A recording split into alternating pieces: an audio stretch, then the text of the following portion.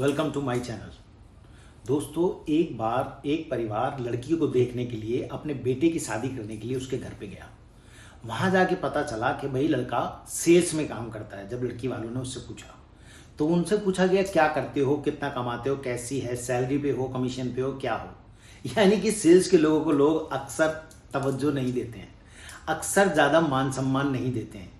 लेकिन एक ऐसे व्यक्ति की बात बताऊंगा आपको जिसने संसार में Guinness book of world record में ऐसा नाम लिखवाया कि लोग उन्हें बहुत ज़बरदस्त तरीके से जानते हैं।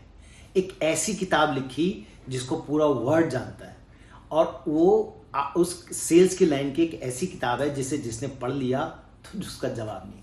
उसका नाम मैं आपको जरूर बताऊंगा। Anybody can sell anything. ध्यान रखिएगा। वो साहब कौन थे, उन साहब के बारे में बात करेंगे। पहले मैं उनके बारे में थोड़ा सा बताता हूँ। छोटे से एक परिवार से, गरीब परिवार से थे। जीवन में बहुत संघर्ष ही संघर्ष था। अमेरिका में रहते थे लेकिन लाइफ अमेरिका जैसी नहीं थी। बहुत ज़्यादा गरीब थे। संघर्ष में पूरा बचपन बीता और फिर स्कूल में भी ड्रॉप आउट हो गए क्योंकि पढ़ाई के लिए पैसे नहीं थे। और जब कहते हैं जब पढ़ाई के लिए पैसे ना हो या अच्छे तरीके से जब कोई काम ना बन रहा हो या कोई जॉब ना मिल रही हो तो अक्सर लोग सेल्स में चले जाते हैं।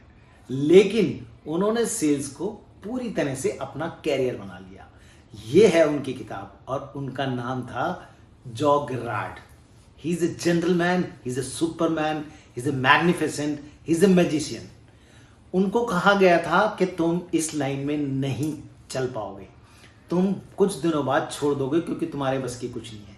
लेकिन उन्होंने कंसिस्टेंसी से अपने ऊपर काम किया, जो मैं हमेशा आपको कहता हूं। उन्होंने कंसिस्टेंसी से काम को सीखने की पूरी कोशिश करी, सीखते रहे और कंसिस्टेंसी से उस काम को सीखने के बाद लगातार करते रहे। उनका वर्ल्ड रिकॉर्ड है कि 6 दिन काम करने के बाद 13 सालों में उन्होंने 13,000 से भी ज्यादा कारें बेची थी। उनके तरीके वही थे जो मैं आपको बताता हूं। वो सिर्फ क्या करते थे, थैंक यू का कार्ड भेजते थे अपने सभी कस्टमर्स को।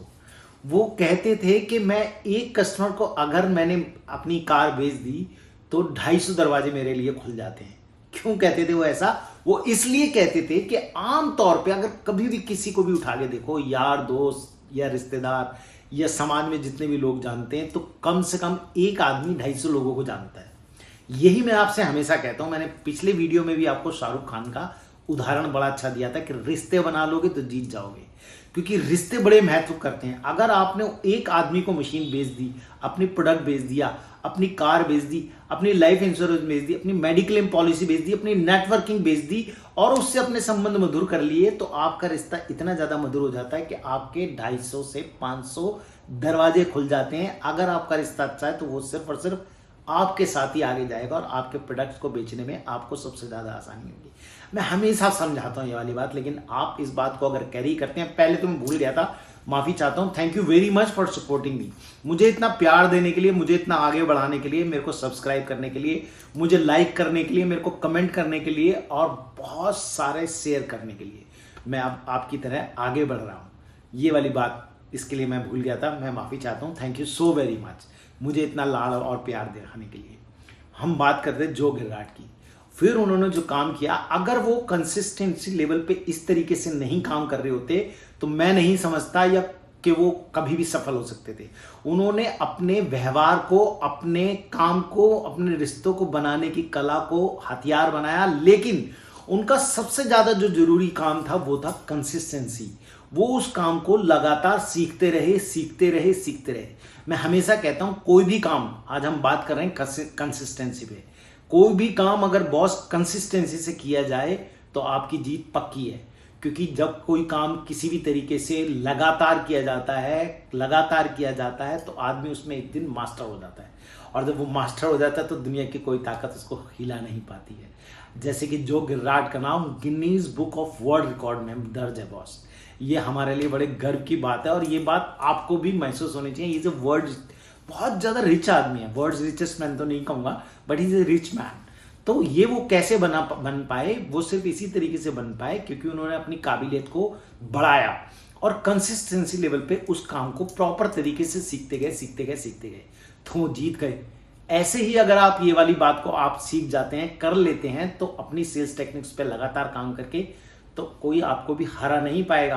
और फिर कभी कोई ये नहीं कहेगा कि बॉस क्या आप सेल्स में हैं। सेल्समैन तो वही लगते हैं यार, जो सेल्स पर्सन वही होता है जिसे कोई और काम नहीं मिल रहा होता। नहीं, उन्होंने एक नॉर्मल कैरियर को एक्स्ट्रा ऑर्डिनरी कैरियर बना दिया था। आप भी ऐसा कर सकते हैं, क्योंकि मैं ये मानता हूं कि हर प्रत्येक व्यक्ति में, प्रत्येक में एक निराली अद्भुत प्रतिभा होती है। वो अद्भुत प्रतिभा का मालिक होता है। निखारने की आवश्यकता होती है, जो आप अपने आप को निखारने की प्रक्रिया को अगर प्रारंभ कर देते हो तो पक्का पक्का आप भी एक अद्भुत व्यक्ति बन जाएंगे। थॉमस एडिसन को ही पकड़ लीजिए यार, 1000 बार उन्होंने एक्सपेरिमेंट्स किए और वो हर बार फेल हुए। हार नहीं मानी उस आदमी ने, कंसिस्टेंसी लेवल पे उस काम को करते रहे। उनका कहना पता है क्या था? वो कहते थे कि मैं हर बार जब फेल होता हूं तो मैं ये मानता हूं कि मेरे को इससे सीखना है, तभी तो वो एक दिन बल्ब का आविष्कार कर पाए। और बहुत सारे पेटेंट उन्होंने बनाए, बहुत सारे आविष्कार उन्होंने किए। वो ऐसा तभी कर पाए क्योंकि कंसिस्टेंसी लेवल पे लगातार उन्होंने सीखने का प्रयास किया और सीखते सीखते एक बहुत बड़ा नाम बनाया। आपको एक ऐसे नाम बताता हूं जिसको सुन के आपका अपना आदमी है, आपके देश का आदमी है, विश्व, लेकिन आज उनका एक बहुत भारत का आदमी है। विश्व तो हमारा सबका है, लेकिन वो भारत का आदमी है, ये बताना चाहता हूं। उदय कोटक। उदय कोटक को हम सभी जानते हैं। गुजरात के एक बहुत साधारण से परिवार से आते हैं।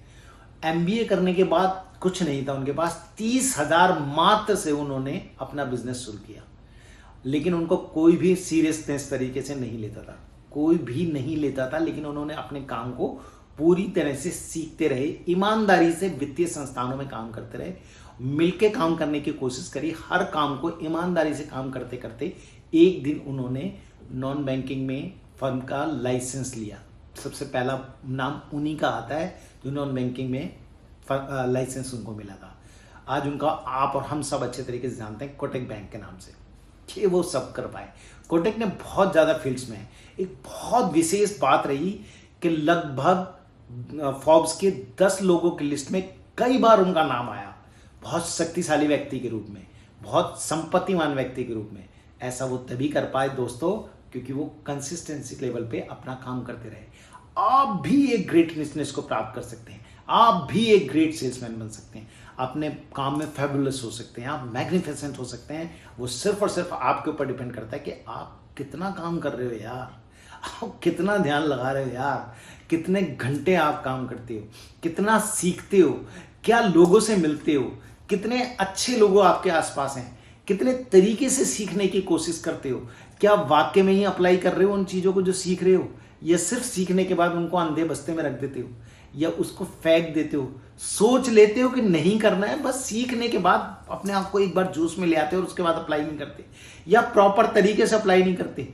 ये वाली बातें बहुत आवश्यक है। अगर आप किसी भी चीज़ को सीख जाते हैं और उसको फिर अप्लाई भी करते हैं तो यार जीत तो निश्चित है ना आपकी।